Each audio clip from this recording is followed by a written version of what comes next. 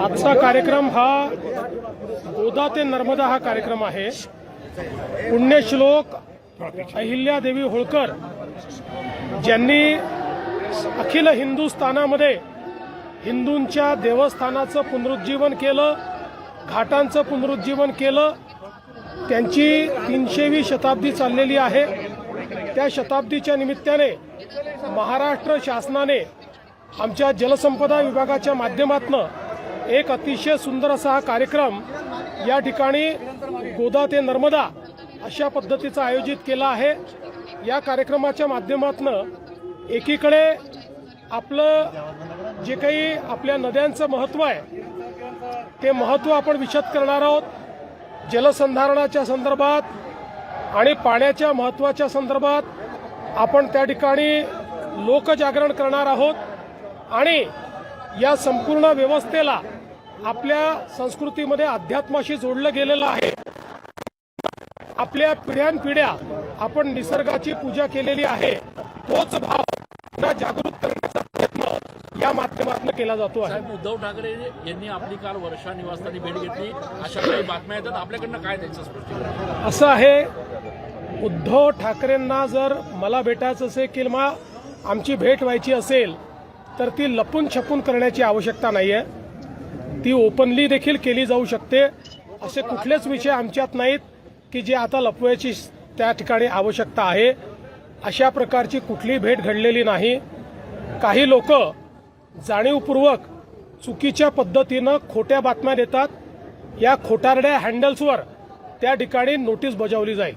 बागेश्वर धाम यांनी असं एक वक्तव्य केलंय की 4 मुलं आपण जन्माला घालावेत, त्यातला एक जो आहे तो संघासाठी आपण समर्पित करावा। या वक्तव्याकडे आपण कसं बघताय? बघा, शेवटी जे काही साधू संत असतात ते त्यांची मतं मांडत असतात आणि मला असं वाटतं की त्याला नीट कॉन्टेक्स्टमध्ये घेतलं पाहिजे।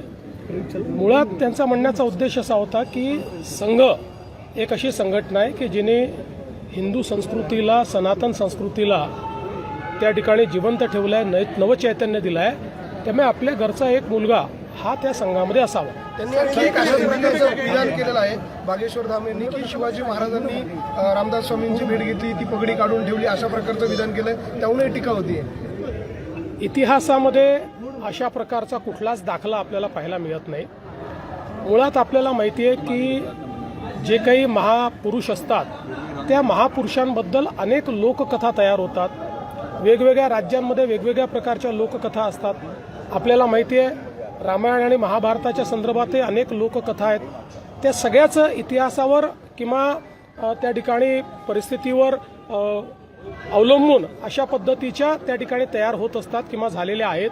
म्हणून मला असं वाटतं की मी याच्यावर एवढंच म्हणेन, जो इतिहास आपण शिकलेलो आहे तशा इतिहासामध्ये किंवा आपल्या इथे जे काही ग्रंथ उपलब्ध आहेत त्याच्यामध्ये अशा प्रकारचा कुठलाही दाखला नाही। आमदार संजय गायकवाड यांनी एका पुस्तकावर आक्षेप घेतला होता आणि हकाशकाला सेट त्यांनी शिवीगाळ दिली। हे असं आहे की एक तर गोष्टी समजून घेतल्या पाहिजेत, त्या समजून न घेता आपण जेव्हा साकांड तांडव करतो त्यावेळेस ते योग्य होत नाही। छत्रपती शिवाजी महाराजांच्या बद्दल प्रत्येकाच्या मनात आदर आहे। आता हे पुस्तक छापूनही 40 वर्ष झाली आहे। तर 40 वर्षानंतर अशा पद्धतीनं एखादा इश्यू तयार करणं हे कितपत योग्य आहे याचा विचार केला पाहिजे आणि विशेषतः अशा पद्धतीनं शिवराळ भाषा वापरणं हे काही मला योग्य वाटत नाही। मला असं वाटतं की निश्चितपणे माननीय उपमुख्यमंत्री एकनाथरावजी शिंदे साहेब त्यांना योग्य ती समज देते। आपण मागच्या वेळेला आला होता, अधिकाऱ्यांची बैठक घेतली होती, साधू महंतांशी आपण बोललो होता, आपण समाधानी आहात? जे काही कामं सध्या युद्ध कामं चांगले चाललेले आहेत, अजून त्याला गती देण्याची गरज आहे। आता पुढेही अजून आमच्या खूप बैठका होणार आहेत।